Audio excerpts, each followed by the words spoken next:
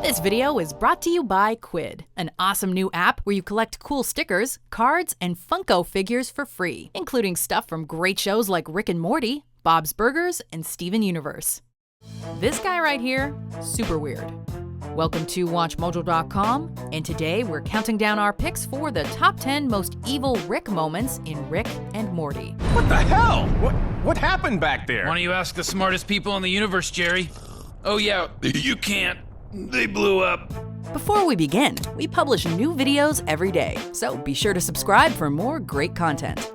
For this list, we're taking a look at the most despicable things beloved anti-hero Rick Sanchez has ever done.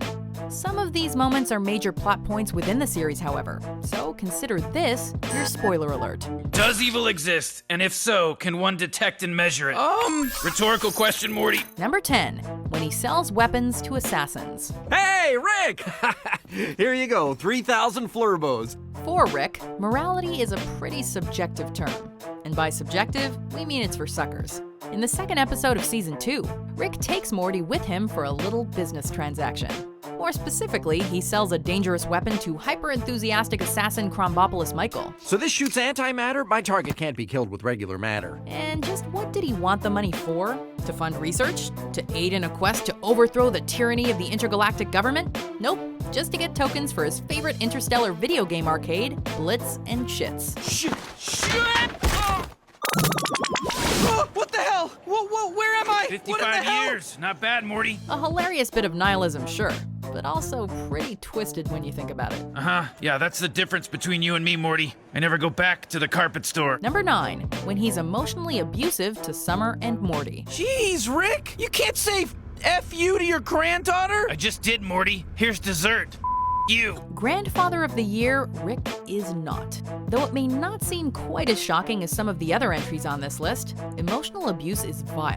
While Rick has repeatedly been shown to love his family, he doesn't hesitate to dole out insults and bust their self-esteem on a regular basis. Those kinds of mixed messages can mess a person up.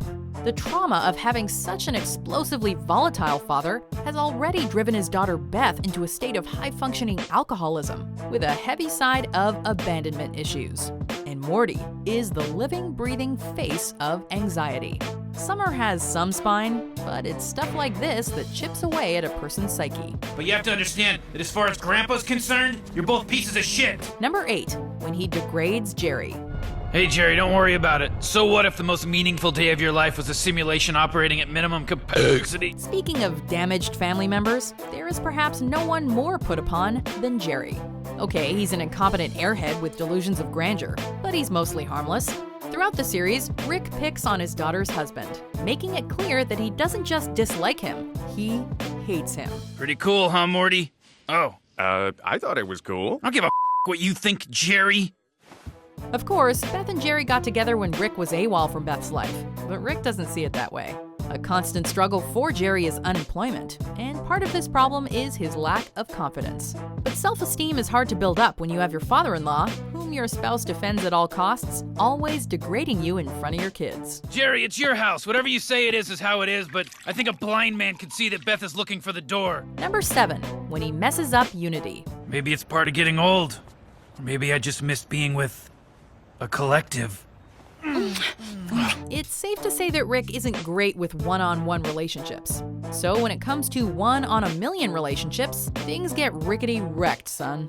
After encountering an old flame, a hive mind entity named Unity, Rick and the Lady of Many Faces seem to rekindle the spark. However, since they'd last met, Unity has matured and is trying to responsibly govern those she conquered. But one afternoon with Rick nearly undoes it all. Don't waste your brain on those weirdos, Unity. They're no different from any of the aimless chumps that you occupy. Realizing his bad influence before it's too late, Unity takes off, but is shaken from the experience. Rick is too, for that matter, as the aftermath brings Rick to his lowest point in the series.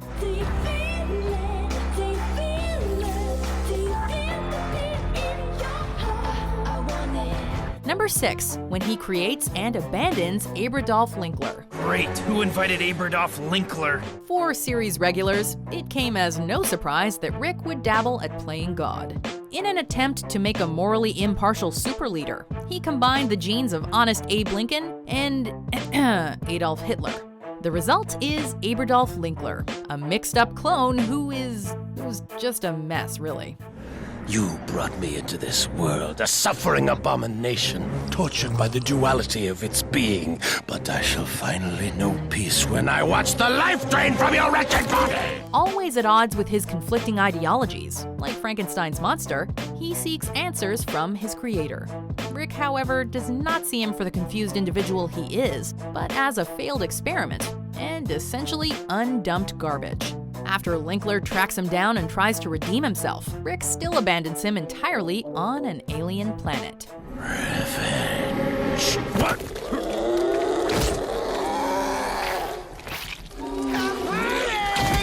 Number 5, when he takes part in the Purge. You know, sometimes it's called the cleansing or the red time. There was this one world that called it just murder night. Rick sorta had it coming when he decided to get his kicks watching a planet perform the Purge. Yeah, just like in the movie. Well, sucks to be him because he gets stuck there. Morty, who's stuck with him, is justifiably horrified. Rick's solution? Do a little purging themselves. We're totally justified because we're saving a little girl. I mean, we're both free and clear to murder these people. Morty must have some pent-up anger to get out, right? Instead of trying to protect his grandson, he has Summer send them some super suits so they can become more efficient in fighting back/killing. Before long, Morty snaps and goes on a rampage. Ooh, boy, you're really going for it over there, huh? You know, we're thinking there's some therapist who's gonna bank big helping Morty unpack this emotional baggage one day. You like that? You want me to cut to 3 weeks earlier when you were alive? Number 4, when he forces Morty to smuggle space seeds up his butt. Just come help me get these seeds, all right, buddy? Sure thing, Rick. Waking Morty up in the middle of the night, Rick convinces him to go on a no-questions-asked crazy adventure. Gotta go. Gotta get out Ow, of here. you're tugging Come me on, too I got hard. a prize for you. Rick is after some seed pods and wants Morty to help carry them. But after Morty breaks his legs, which Rick takes his time to remedy, they're forced to go through customs run by the Intergalactic Federation. Since the seeds are illegal, he tells Morty he's gotta shove those things up his butt, way up there, essentially turning his grandson into a drug mule. Oh, and on the way home, he has Morty straight up murder a Gromphlamite. Jeez, Rick. Glenn's bleeding to death. Someone call his wife and children. They're not robots, Rick. Number 3, when he creates the Pocket Universe. Wait for the ramp, Morty. They love the slow ramp. Really gets their dicks hard when they see this ramp. Renewable energy is a great thing. However, Rick's idea for perpetual energy was to create a mini-universe and have the creatures that live there carry out a mindless task in perpetuity in order to create this energy.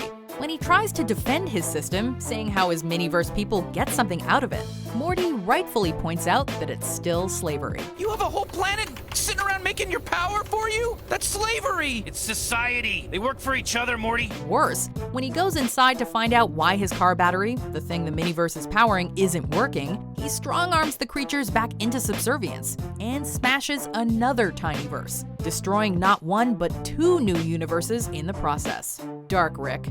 Dark. Nothing you do matters. Your existence is a lie. Number 2, when he destroys the galactic government, the Council of Ricks, and Jerry. Grandpa Rick! Duh. Despite what it might look like on this list, Rick is a complicated character with a complicated past. But since we've come to know the mad scientist, it's become clear that 3 things especially piss him off. Jerry, the Council of Ricks, and the Galactic Federation.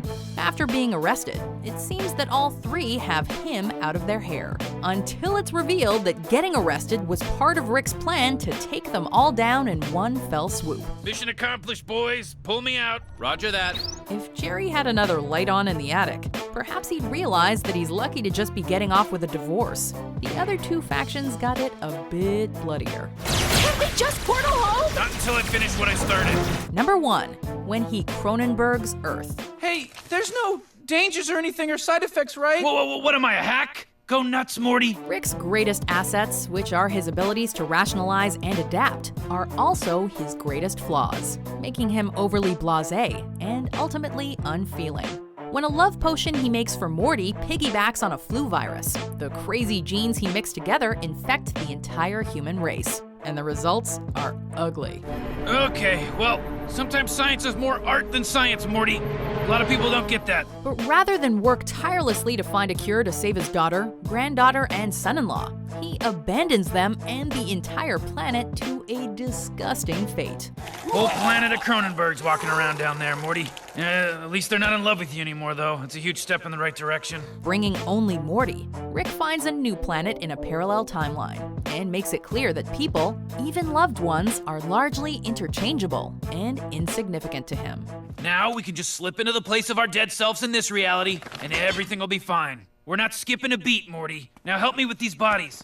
This video is brought to you by Quid. Quid is an awesome new app where you can collect cool stickers, cards, and Funko figures for free all on your phone.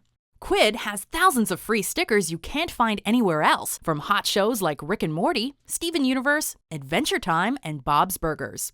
Drag and drop stickers directly into iMessage, trade them with your friends, and showcase your collection by adding them to your images in your camera roll.